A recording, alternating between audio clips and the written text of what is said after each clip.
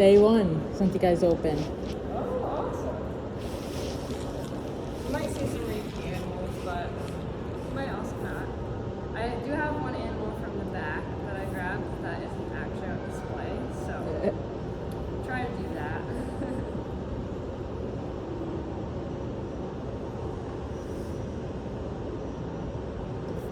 How long have you been working here for? Since January. January? Okay.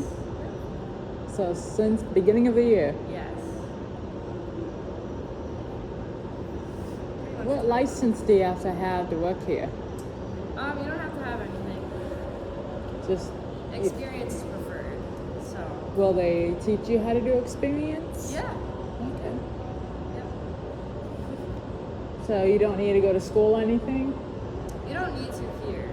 I do have a degree though. Okay. Do they prefer a degree? If you're Usually- working with the animals? Usually, yeah. But if you have like any kind of animal experience, it helps.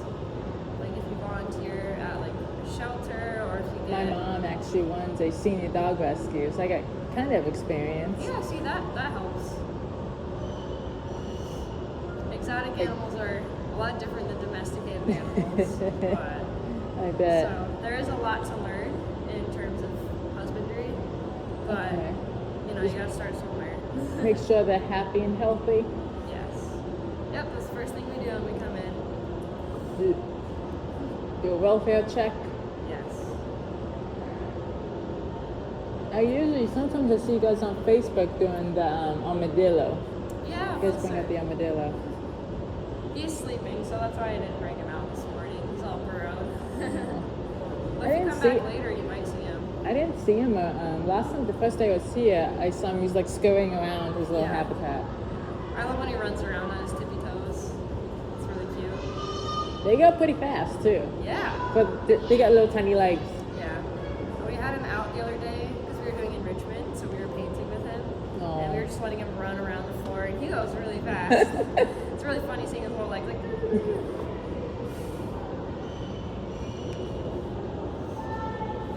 Got 3 minutes before I'm gonna get started. They're coming over now, actually.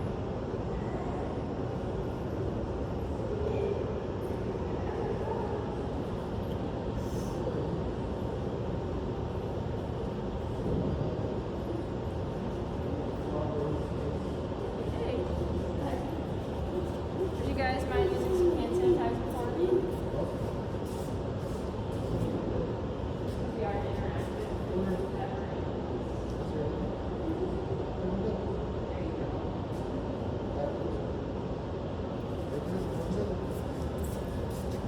I don't even remember if I used it again. All right. Welcome. Hi. My name's Jackie. I know you've been here before, but have you guys been here before? Awesome. So all these animals are going to be new to you. A lot of people don't even realize we're tucked back here in the mall. Just out of curiosity, did you guys just happen to stroll by and notice that we're here, or did you hear about us? A few weeks ago, you weren't open yet. Oh, okay, yeah. John's on here a while. Yeah, so yeah, it's been a long time coming since we've been working on this new location because we were down the hall at an old location. So we've been here for around 2 years now, a little bit over 2 years. But yeah, it's been a lot of work in progress. There's a lot more animals on display, but the majority of them that you do see on display are actually rescues. So we are a zoo, a rescue center, and also a nature center all in one. So if you want to see some animals, I have 5 different animals to show you guys. All right, so I'm gonna grab the first one and I'll be right back.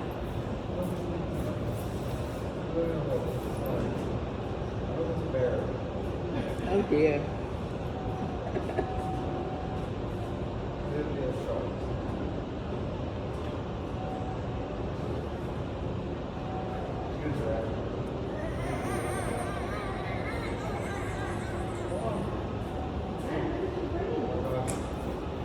Oh, a snake. Oh my Yes, goodness. this is Pagan. She's very, very beautiful. Do you guys like snakes? Are you scared of snakes? No? Awesome. It's okay if you're a little bit scared.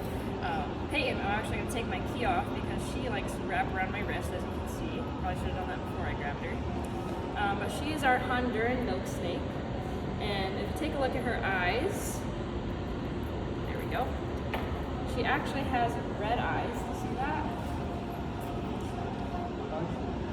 Her red eyes. Oh my goodness. So she's very beautiful. She is. And does anybody know what it means if we have red eyes? The dangerous? Oh, they can see in the dark? They are friendly. So she can see in the dark, but it actually means that she's albino. So anything that's albino has red eyes because they're lacking pigment. And so what you're seeing, you're not seeing a red pigmentation in that eye, rather you're actually seeing straight through her eye into the back of her eye socket. And it's red because of her blood vessels. So she is this beautiful pinkish, yellowish, orange color, but this is actually just because she's lacking that pigment. So these guys don't actually look like this in the wild. Instead, they look white, black, and red. So around here would be black, and in here would be white, and then in here would be yellow. Are they poisonous? No, so they're actually mimicking something that is poisonous or venomous out in the wild, and they're trying to look like a coral snake. So yes, so you may have actually seen snakes that have that coloration, and they're highly, highly venomous. But for her, it's just a form of mimicry, so that's how she protects herself. Is she relies on trying to fake it, basically. Yep, she fakes until she makes it. So basically, I can tell from her tongue, she's like sniffing and tasting the air. Yes, exactly. A lot of people will see a snake and see how they're flicking out that tongue there, and they'll think it's aggression. They'll think that they're just saying, I'm going to bite you, but really they're just smelling. So, what was that? Can I hold it? You can't hold her, but you can pet her. Yep, just for her safety.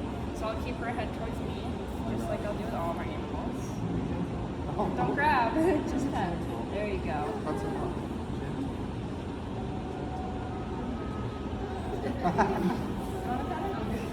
Can I pet her? Yeah, absolutely. Wow, she's beautiful. She's one of my favorite snakes. She's very soft and silky. Yeah. So her scales fit together side by side instead of overlapping. So that gives it that really smooth feel. Okay. I can bring out another snake for you guys that has overlapping scales, so it's more rough to the touch. Okay. It's really cool to actually feel that difference. But the reason she's so smooth is because she's from warmer tropical environments. Snakes that come from warm environments near the equator tend to be more soft and smooth. So I actually didn't know that until I started working here. But it makes sense because the snakes that live in dry, arid environments, they need those rough scales to be able to navigate through their terrain. So it's really neat. And Peyton here is a rescue, so her story is kind of funny. We actually got her from Border Patrol. They surrendered her to us because someone was trying to sneak her across the border. Why is that always the border? It is, yeah, they were trying to sneak her into the U.S. And of course they couldn't just release her out into the wild because she would never make it on her own.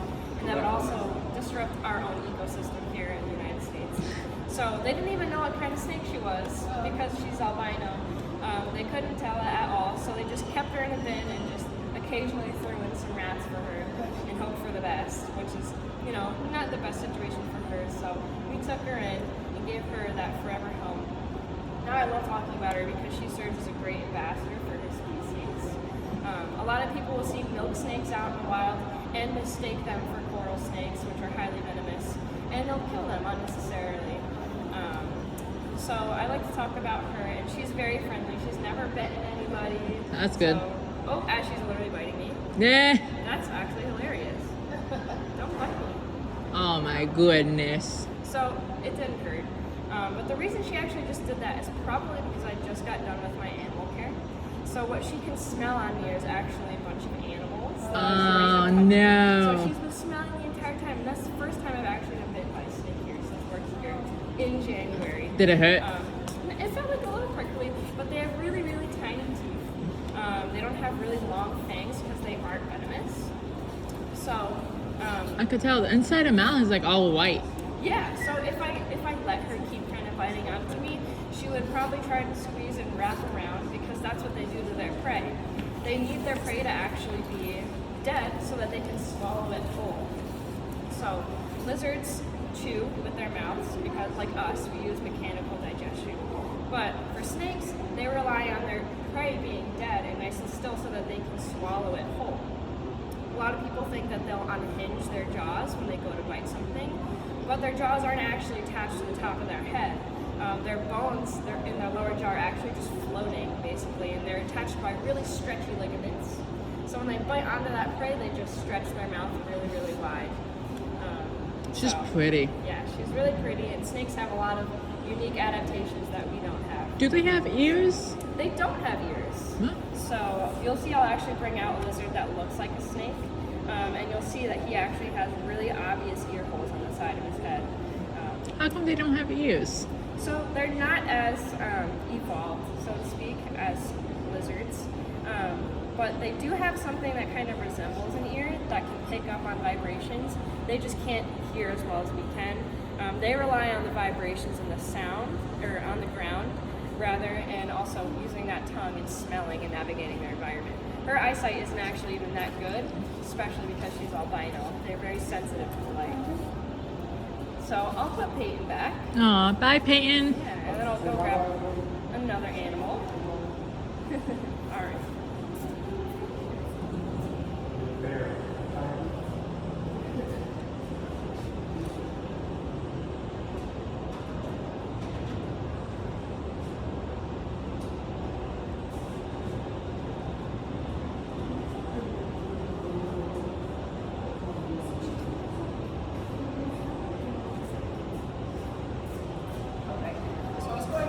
Oh, is that turtle?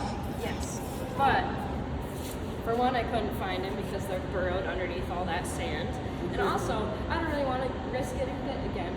So, because clearly my hands smell like something. So I'll talk about my friend Cheddar here. He's one of my favorite animals to talk about because he's actually native to New York. So these guys are really beautiful. You can see how he has those orange markings on his face and those red eyes. Let me turn on my radio really quick. Look at the turtles. So his name is fittingly Cheddar, like cheddar cheese. And he's our eastern box turtle.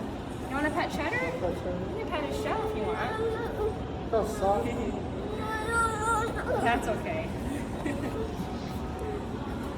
So Cheddar here does live here in New York State. They live towards Long Island. So they're not necessarily here, but they are also found near Albany, so the capital region. But Cheddar here, being an eastern box turtle, is really special because he's the only kind of turtle that's capable of fully closing himself up inside of his shell. Oh. So it's really cool how you can actually see what he does to be able to do that. If I flip him over, do you see that little line right there? Yeah. So that is actually a hinge. So just like a door has hinges, his shell has a hinge right here. And if he's feeling scared or threatened by a predator, what he's going to do is he's going to tuck in his head, pull in his arms, pull in his legs. He's going to swing this part of his shell shut on both sides and completely seal himself around all the way. Now, what about the back? So yeah, the back actually does bend the opposite way as well. So they're fully sealed off. Wow. Yep, it's really neat. I've never seen him do it because he is really comfortable with us and being used for outreach. But I have looked up videos of it. It's really interesting. It almost reminds me of Super Mario when they have those shells and they just go completely in.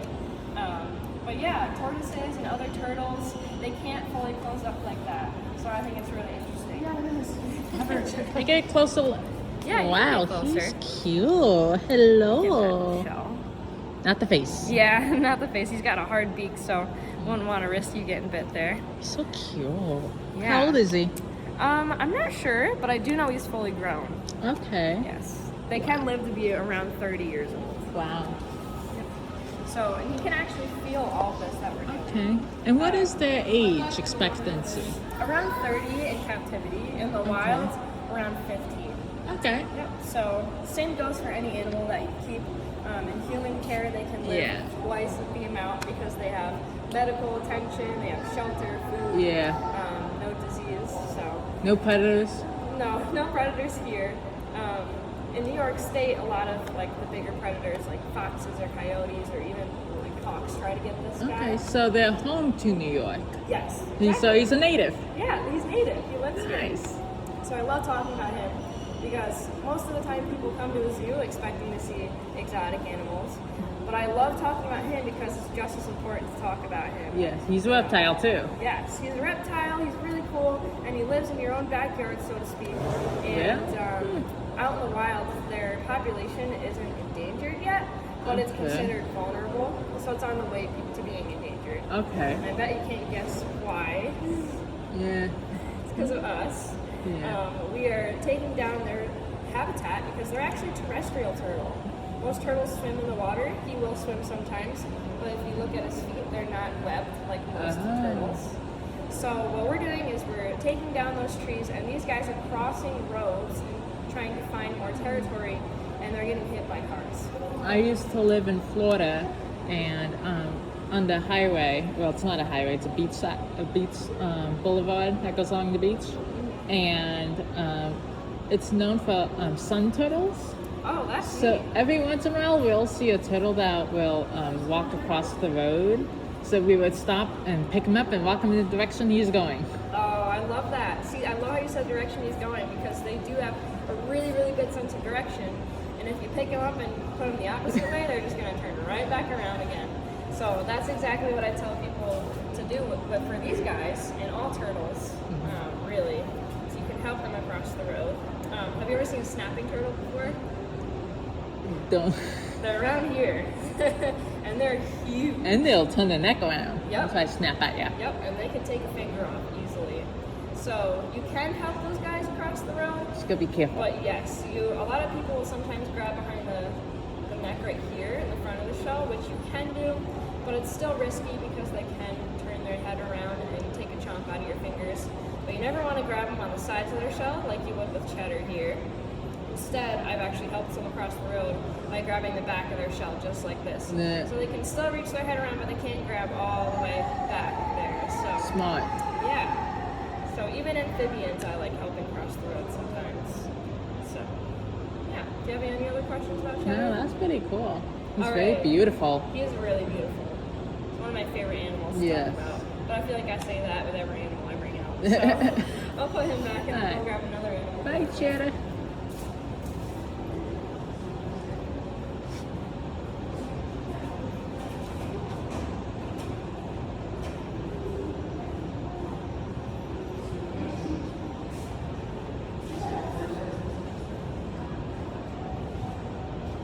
Usually it's in the span of like a monkey or something.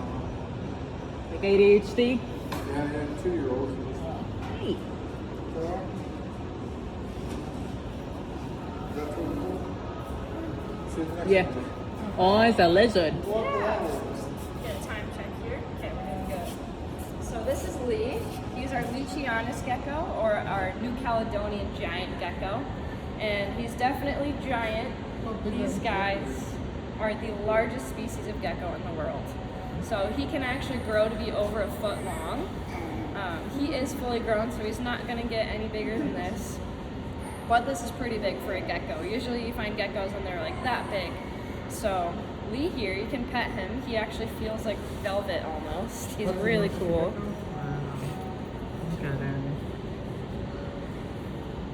He's very It's handsome. so smooth. Mom will pet it. Mama's brave. Mama will pet it, right, Mama? He's really soft. I just trying to call away. Yeah. So he's arboreal, which means he likes to climb trees. So you will see him try to climb up my arm every now and I then. get her. Wanna say bye? Bye-bye. He looks like moss almost. So he's got this beautiful camouflage. Yeah, he's trying. He's like, Oh, I'm yeah. gonna go. He's climbing. And he's climbing really well. I basically don't even have to hold him because he's got really sticky toe pads. And he's got these little tiny claws. So I will keep a hand on him just in case he tries to go anywhere. But he's a really good climber. And these guys are from New Caledonia, which is an island off the coast of Australia. And they Okay. come from the same place as crested geckos. So crested geckos are really popular pets, and we actually do have some on display down there. I don't know if you got to see them. They're really See cute. when it's parked? I have 3 of my own because ever since working here I got inspired. And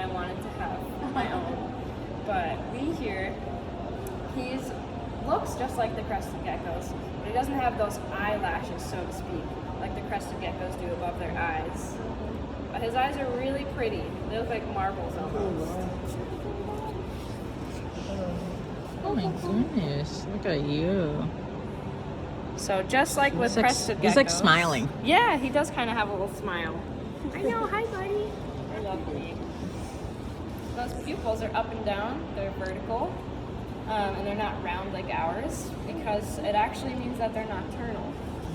So sometimes people will think, like when snakes have those pupils, that it means that they're venomous, but really it just means they're nocturnal. So he's very beautiful, awake at nighttime, and during the nighttime these guys will actually scream at the top of their lungs. Why? They're actually pretty vocal, believe it or not. That's just how they communicate. But the locals of New Caledonia didn't originally know that it was these guys screeching in the middle of the night, and they thought they were demons being released.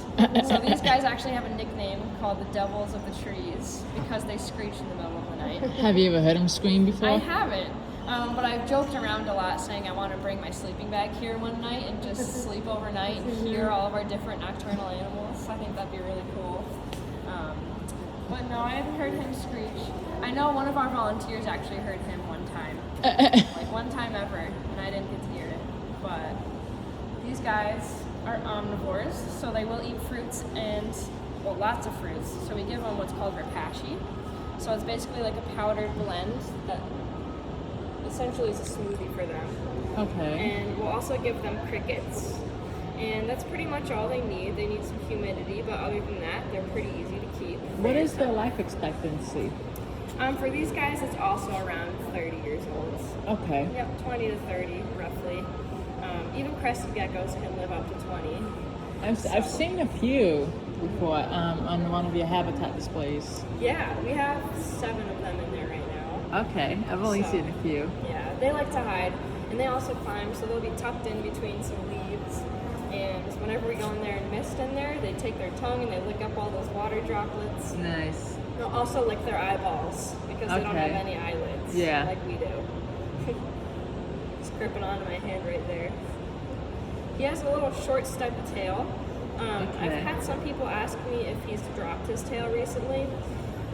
These guys can drop their tails, but for New Caledonians, they just look like that. They're just really stubby. Why do they drop their tails? So it's actually a way of protecting themselves. Okay. So what it does is if they're feeling threatened, they can actually drop it right here, and it's a conscious thing that they do. They make the decision basically to drop it. And so that tail actually will wiggle around kind of like this. Yeah, I've seen it. It's like so weird. Yeah, and so what that does is it actually creates a distraction. So the predator will try to go after that tail, and it gives the animal time to run away. Okay. So that's all that is. And these guys, unlike Madagascar day geckos, they can't actually regrow their tails. Oh, they can? Nope. So it's Some only geckos once can. in a lifetime thing? Yes, some geckos can, but other geckos like cresteds and New Caledonians, they actually can't. They're not capable of regrowing it. Gotcha. So, yeah, it's pretty interesting. Do you have any questions about No. Lee? All right, I'll put him back because he's getting a little bit squirmy, and then I'll go grab another animal. Alrighty.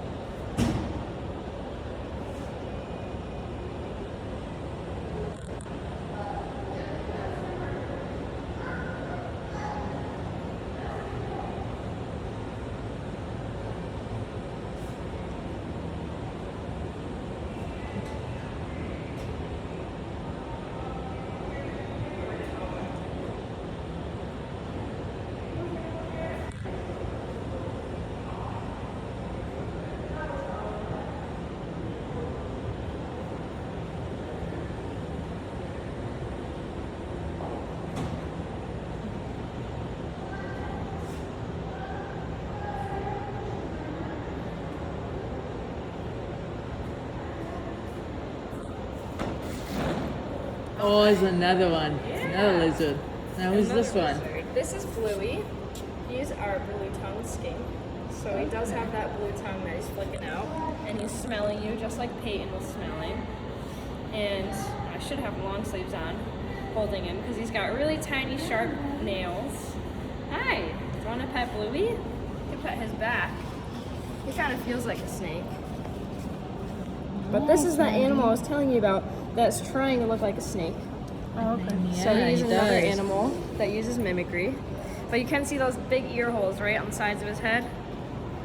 Oh, now he's climbing too. Does he climb? Yeah, he does. He doesn't climb like trees, so to speak. Okay. But I will let him climb up my shoulder just because his claws are really Yeah. sharp and I don't want him on my arms. But Bluey is from Indonesia. There are blue-tongued skinks that are from Australia, but these guys have more orange pattern and coloration, so they're really pretty. And his eyes are also that orange color, so it's kind of like built-in sunglasses for him.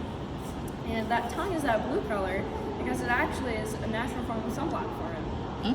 So just like a giraffe's tongue is that black-purple color, it protects him from the sun when he's out in Indonesia smelling his terrain all day, so that protects that sensitive skin. Okay. And it's also, well, this is a theory, that it could be used as a warning color as well. So he's trying to trick predators into thinking that he's poisonous, just like Peyton was. Okay, But yeah. he's harmless. He doesn't have really big teeth or really big claws to defend himself, and he can't run that fast. So what he does is he just tries to trick the predators into thinking he's poisonous, or that he's a snake because of how long and cylindrical he looks. So there is actually an animal called a legless lizard that looks like Bluey, but it looks even more like a snake because they're lacking those limbs. So first time I saw one, I thought I was looking at a snake. But I quickly learned by looking at the sides of their head and looking at their ear holes that you can tell it's a lizard. And also the fact that they blink and they have eyelids. The snakes, they only have a clear eye scale over the top of their eye. Okay. So they don't blink at all. So, you know, if you ever see a legless lizard, you could be that cool person that's like, that's a lizard. Can they see in the dark? Not as much. These guys are diurnal. So they do have those round pupils, and they're awake mostly in the daytime. Okay, and they sleep at night? They do, yeah. Yep, they sleep at night. And they also are one of those animals that eat pretty much anything. So we do give them salads, lots of fruits and veggies, and mealworms and crickets, and even superworms sometimes for enrichment. They also get eggs. So they get a wide variety of things. They also live around 20 to 30 years. Okay. Some people do have these guys as pets. So they are pretty easy to take care of, but they only require a little bit of humidity. Gotcha. More so than the Australian ones, because these guys are from slightly more humid environments. Yeah. But these guys have a lot of personalities. Like we have, I want to say around 10 blue-tongued skinks. Wow. Some of them come and go from our different locations. But Bluey here we always use for outreach. And we have one named Stink the Skink. So, I love Gotcha. that little guy. I think someone was calling you on the radio. Yeah, she would just let me know my breaks at 12:30. So, do you have any questions about Bluey? No. He's really cool. We don't really have a lot of lizards like him. And you guys have presentations every hour? Yep, we sure do. You know what's the next theme? The next time is at 12:30. Do you know who's doing that? I can look. I can Okay. kind of give you an estimate as to who I think we're going to bring out. Okay. Let me see here. So that's Kristen. So she's probably going to use probably a lot of the animals I used. Maybe not Cheddar and Peyton. She might use Bluey. She might use Lee. But she might use a bearded dragon. Or Okay, I've seen him. even Wilson, the armadillo. I've seen what do you call it? I thought the green iguana. I thought it looked like a kind of like a rhinoceros iguana. Yeah, we actually do have a rhinoceros iguana. They look a little the same. Yeah. We have Greg, who's our rhino iguana, and he's got that bump on his nose just like a rhino. Yeah, he does. And then we have Rocky over there, our green iguana. But they do Okay. look really similar. I was looking for a gecko, and then I was looking at it and seen side, and then all of a sudden he was on the glass, just picking out. Yeah, it makes it kind of hard to do animal care when they're on the glass there. Yeah. But we do our best. Gotcha. So, Okay. Yeah, they're really fast. So, yeah. Now, how do you tell if they're pregnant or about to do some eggs? Blue-tongued skinks? Yeah. they get really wide, and you can almost Okay. like palpate their tummy and kind of feel for them. But really, an X-ray will help tell us if Gotcha. they have eggs Gotcha. or not. And how often do you guys use the you can see the vet area, vet center? Every month. Every month? Yep, every month. So, and she is on call, so it's Okay. helpful to have her come in whenever we need her. Gotcha. So, yeah. All right, that's pretty cool. So if you don't have any other questions, I'll put Bluey Yeah. back. Is he the last one? Yeah, unless you Aw. wanted to see anything else, but I do have only 5 minutes before my break. So. All right, thank you. Yeah, you you're have a great welcome. day. Yeah, you too.